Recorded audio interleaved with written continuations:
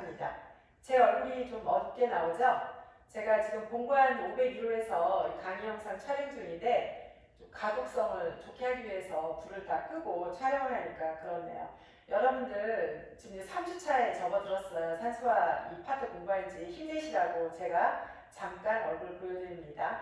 화이팅! 자, 시작해 봅시다. 이 영상의 학습 목표는 산소화 요구 대상자의 간호중재 중 분비물 배출 증진에 관한 내용을 설명할 수 있다입니다. 우리가 이제까지 이전 영상에서부터 산소화 요구 대상자를 위한 간호중재를 여러 가지 학습을 해왔는데요. 이제 2가지밖에 안 남았습니다. 조금만 힘내세요. 자, 그러면 산소화 요구 대상자의 분비물 배출을 돕기 위해서 우리가 어떤 부분들을 신경 써야 하는지 또 어떤 그 간호 처치를 해줄 수 있는지 살펴보도록 하죠. 먼저 수분 섭취 및 수액 공급에 대한 이제 이야기가 나오는데요. 우리가 호흡을 할 때 이 수화 상태가 굉장히 중요합니다. 그래서 우리가 이제 물도 많이 먹어야 하고, 그죠? 그래서 우리 감기에 걸리면 물 많이 먹으라고 하잖아요. 그냥 하는 얘기가 아니죠. 왜냐면 우리 몸이 적절한 수화가 일어나야지만, 하이드레이션이 일어나야지만 분비물이 묽어지고 또 우리 호흡기계에 있는 이 섬모의 청소 기능이 증진이 됩니다. 이 분비물이 묽어져야지만 가벼운 기침을 했을 때 분비물이 쉽게 이제 제거가 될 수 있겠죠. 그리고 당연히 그러니까 물을 많이 마셔야 되고 또 필요하다면 이제 가습도 잘 해줘야 되고요. 그래서 금기가 아니라면 그러니까 대상자가 예를 들어서 뭐 심장, 키드니가 안 좋다 그럼 이렇게 물을 또 많이 먹이면 안 되죠. 아니면 심장 질환이 있다 안 되죠. 그런 경우가 아니라면 하루에 적어도 물을 2에서 3리터 정도 수분 섭취하도록 이제 계속 격려를 해주셔야 합니다. 저도 물을 많이 먹어서 저도 호흡기계가 안 좋다 그랬잖아요. 하루에 가능하면 2리터 이상 먹으려고 많이 노력을 합니다. 자, 그리고 특히 열이 있거나 입으로 호흡을 하거나 기침을 자주 하거나 또 과도한 수분 상실을 보여서 탈수가 될 우려가 이런 대상자가 있겠죠. 그런 분들은 특히 이 수화나 수분 섭취를 격려하셔야 된다는 거 꼭 기억하십시오. 좀 전에 여기서 언급했지만 우심부전 환자인 경우에는 지난번에 제 그림으로 설명했었죠. 이런 환자들 어떻다 그랬어요. 그 에데마 있다 그랬었잖아요. 손가락, 발가락 사진 퉁퉁 부은 그림 기억나시죠? 과도한 수분 섭취를 하면 안 됩니다. 그래서 하루에 1.5리터 이상 이제 섭취하면 안 됩니다. 이런 거 주의하시고요. 이런 걸 이제 심장질환이나 이제 신장질환, 이제 성인간호학에서 배울 때 교수님들이 또 강조하실 겁니다. 자세하게 그때 이제 배우도록 하세요. 그리고 또 여러분들 기억하실 게 우유 유제품 있죠. 우유 가공품도 이 호흡기계 대상자들한테 별로 좋지 않습니다. 왜냐하면 분비물을 굉장히 thick하게 만듭니다. 짙게 만들어요. 농도가 이제 진하게 만든다는 얘기죠. 그래서 우유, 아이스크림, 요구르트, 치즈 이런 것들입니다. 저는 이제 이런 걸 많이 지금 우유를 완전히 끊었고요. 너무 호흡기계 문제 때문에. 근데 요거는 가끔, 그죠? 얘도 가끔 못 끊겠더라고요. 근데 몸이 많이 안 좋을 때 이런 음식을 먹지 않습니다.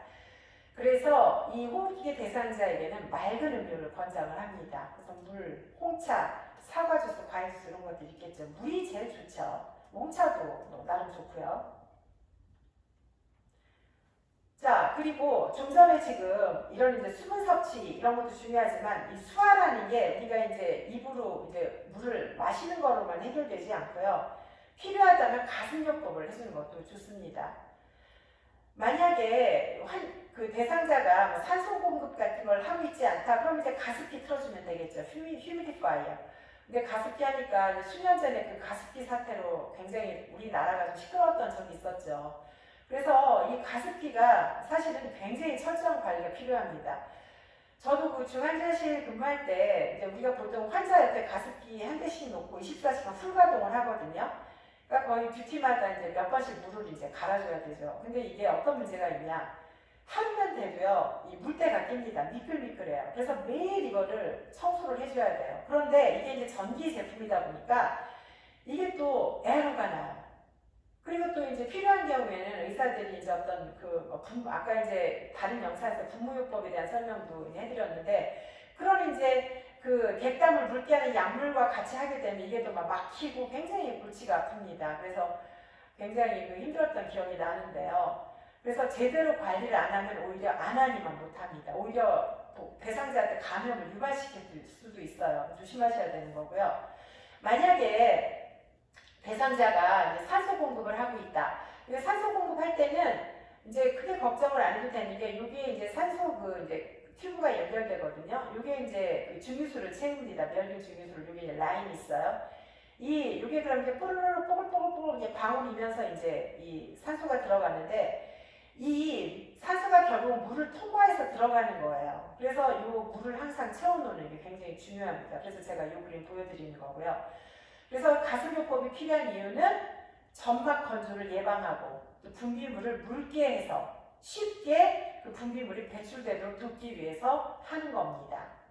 그래서 이 부분 기억하시고, 그리고 또 분무기도 같이, 보통 가습요법을 할 때 분무기도 같이 사용을 합니다. 이전 영상에서 분무기 제가 보여드렸죠. 그래서 보통 중환자실 환자들인 경우에는 가습과 약물을 동시에 공급하는 경우가 많아요.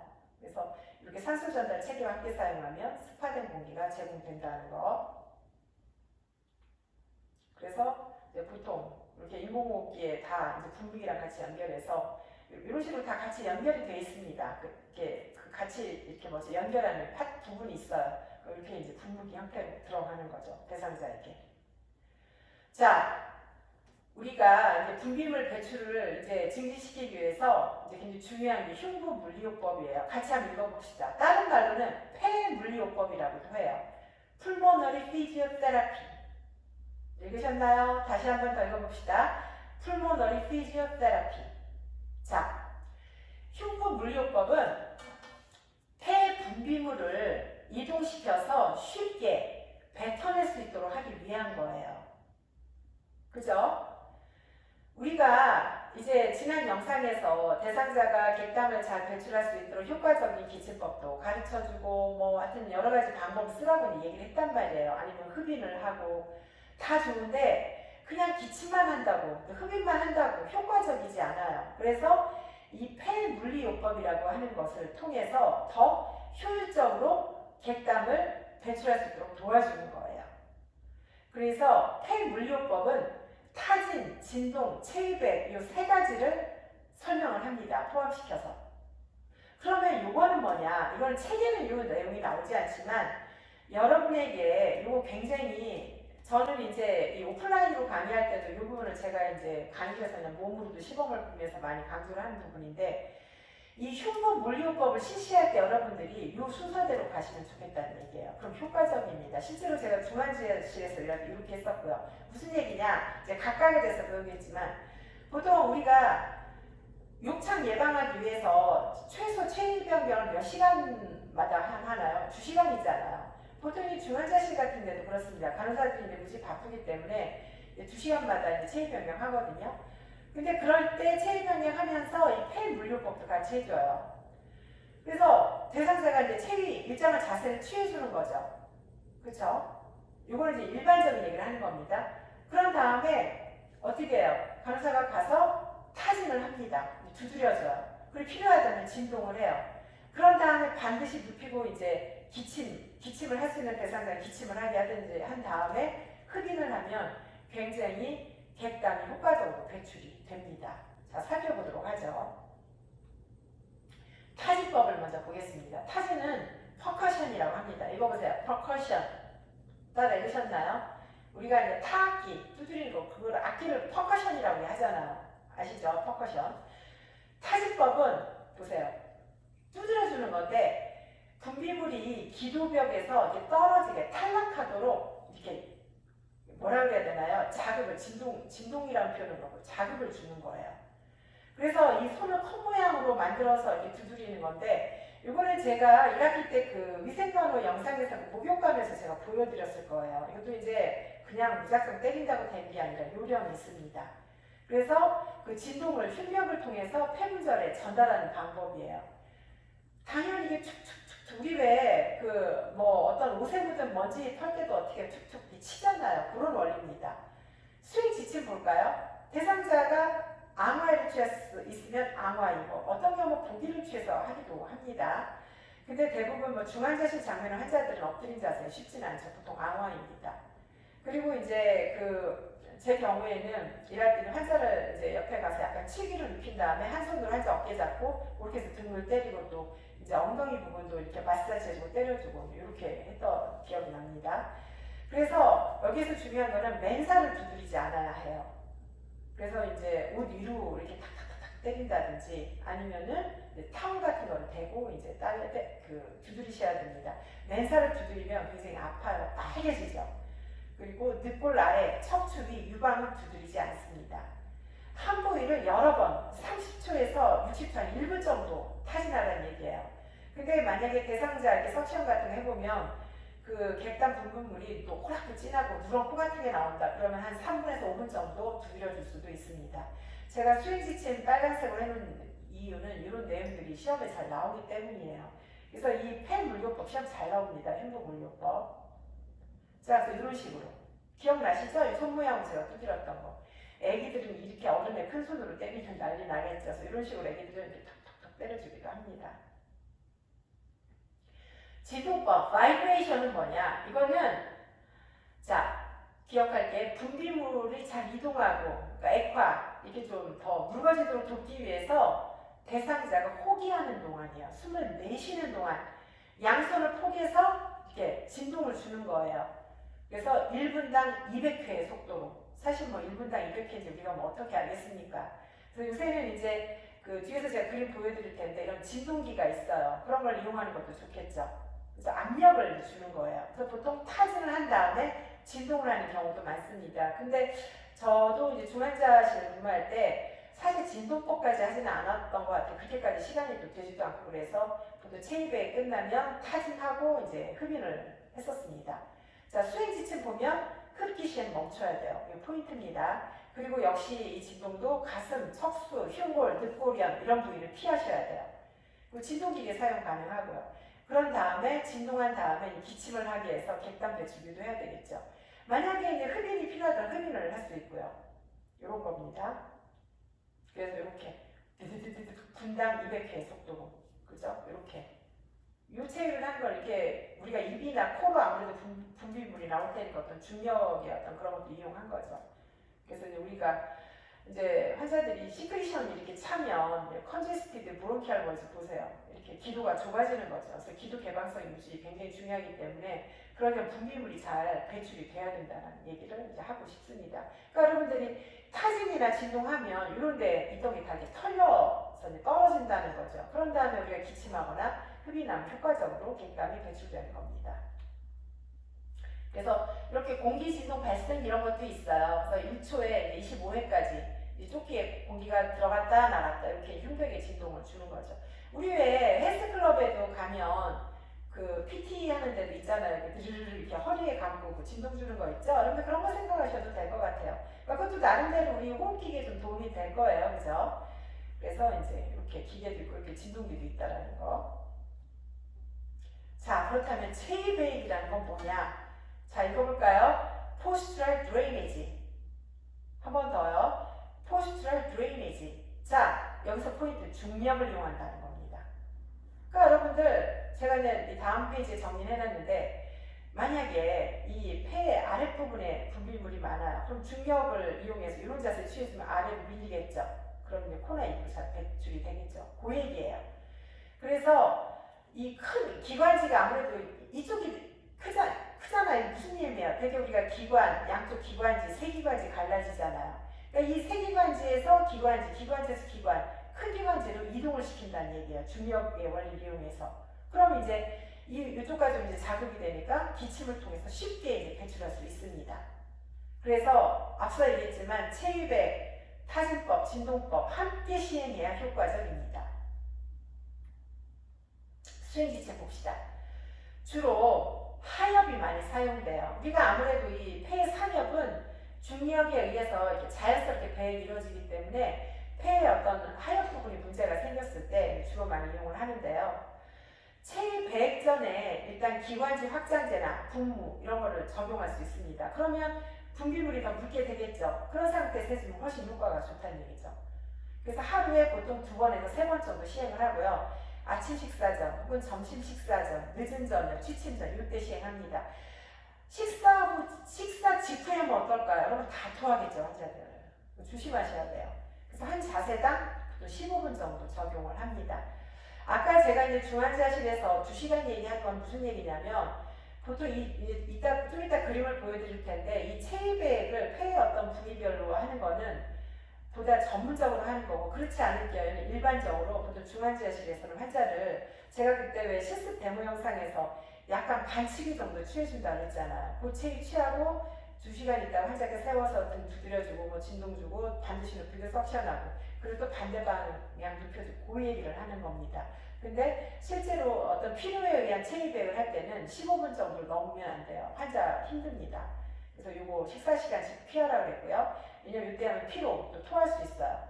그리고 이 체위백을 할 때 환자가 조금이라도 의식 있는 환자인데 환자 저 어지러워요. 그리고 환자가 막 식은땀을 흘리거나 힘들어하면 바로 원래 그 이제 뭐 세미 팔러스 포지션 정도 되겠죠. 편안한 자세를 취해 주셔야 합니다. 그래서 활격증 안정성 보셔야 되고요. 맥박스 호흡도 중요하죠. 환자가 창백해지지 않았는지, 식은땀 많이 흘리는지, 숨쉬기는 어떤지, 또 속이 울렁거린다는 호소는 안 하는지 이런 거 필요해하진 않는지 확인하셔야 합니다. 자, 그 체이백이 가끔 부시에 나옵니다. 저는 실제로 이제 여러분 선배들한테는 요거 이제 항상 시험 문제 낼 때 그림으로 냈어요. 그림으로 이제 어떤 자세를 취해줘야 되냐 그림으로 내는데 여러분 요즘 국가고시는요 그 이미지도 많이 이제 늡니다. 근데 이제 많이는 하진 않고 제가 출제하러 가보면 이제 한두 문제 정도 그런 외부에서 그 일러스트레이터들 있죠. 그 그리는 사람들이 들어와요. 컴퓨터로 그리는 사람들이. 그럼 이제 그 출제자 요구들을 그려주는데 주로 이제 많이 그런 하는 게 이런 부분도 그림 그리기 좋거든요. 그래서 여러분들이 그림으로도 외워두고 다 잘 알아두셔야 됩니다. 그래서 제가 이제 이게 항상 보면 책마다 다 조금씩 다르고 우리 실습 교재랑 또 이론 교재도 조금 내용이 그래서 다른 책들도 마찬가지예요. 제가 여러분들 이거는 외우라고 제가 이렇게 정리를 했어요. 이거는 암기하세요. 그리고 기억하고 계셨다가 4학년 때 국가고시 준비할 때도 이거는 무조건 암기하셔야 돼요. 그래서 그 이전에 보통 2년을 잡거든요. 2년 내에 이게 출제되지 않았다 그러면 출제될 수 있어요. 아주 시험 문제 내기 좋은 내용입니다. 그래서 결국은 그리고 여러분들이 이걸 그냥 외우면 다 잃어버려요. 이 중력의 원리를 이용한다고 했잖아요. 그러니까 우리 실습책에 보면은 실습 교재에 보면은 그 폐 그림하고 이 자세가 이제 나와 있는데 이게 어떤 중력의 원리에서 이 자세를 취해줘야 될까를 원리를 생각하면서 외우면 암기가 쉽습니다. 그래서 이거 기억해 두시고요. 이게 또 저는 왜 중요하다고 생각하냐면 이제 저도 중환자실 근무할 때 이제 담당 의사가 와서 얘기하죠. 지금 이 환자 엑스레이 찍어보니까 뭐 오른쪽 그 라이트 렁그 포스티리어 쪽에 좀 가래 많네요. 좀 신경 써주세요. 그러면 우상의 후분절에 가래 많다는 얘기거든요. 그럼 네 알았어요. 제가 알아서 이 체위 시켜주는 거죠. 이 체위가 금기가 아니라면. 그런데 제가 그때 느꼈던 거는 간호사들이 지식이 없으면 실력이 없으면 모릅니다.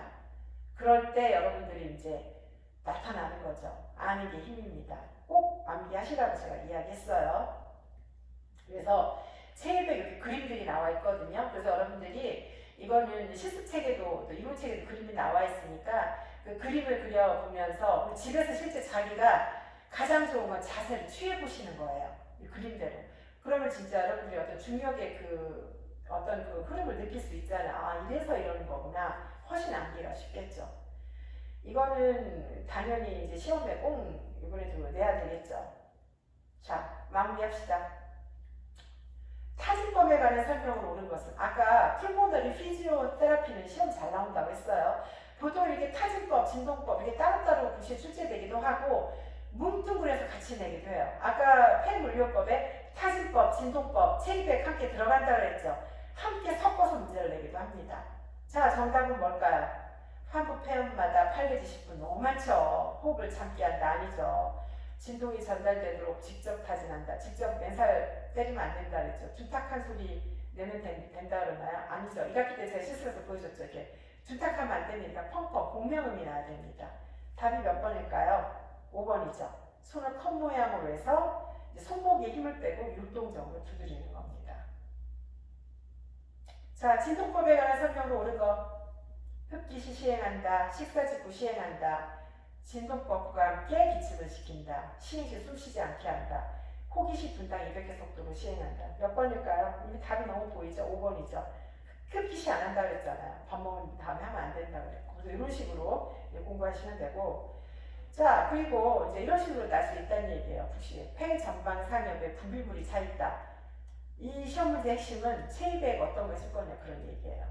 그러면 이게 뭐 이미지로 제시할 수도 있지만 부시에는 말로 쓸 수가 있죠. 뭐 트렌들렌, 뭐 포지션, 뭐 무슨 포지션. 그럼 여러분들이 풀 수 있어야 되죠. 이거 아주 시험 문제 잘 나오는 겁니다. 암기하십시오.